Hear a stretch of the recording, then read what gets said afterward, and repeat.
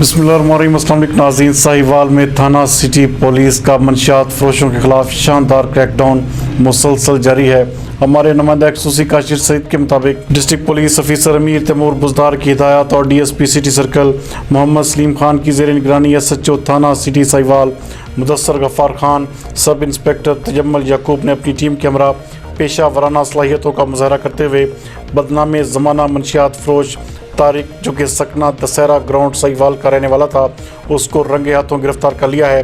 ملزم کے قبضہ سے 1.6 کلو گرام چرس اور 50 گرام ہیروئن پاؤڈر بھی برآمد کیا گیا ہے۔ ملزم اس سے قبل بھی منشیات فروشی اور دیگر سنگین نوعیت کے جرائم کے مقدمات میں چالان ہو چکا ہے۔ گرفتاری کے موقع پر ایس ایچ او تھانہ سٹی کا کہنا تھا کہ افسران بالا کے احکامات پر عمل کرنا اور جرائم پیشہ عناصر کا کلا کما کرنا میری اولین ترجیح ہے، اور انشاءاللہ ہم منشیات فروشوں اور جرائم پیشہ عناصر کو انتہائی ٹف ٹائم دیں گے۔ ناظرین، ایسے پولیس افسران یقیناً قابل تعریف ہوتے ہیں جو دلیری اور جذبے سے معاشرے کے ناصوروں اور جرائم پیشہ افراد کی حوصلہ شکنی کرتے ہیں۔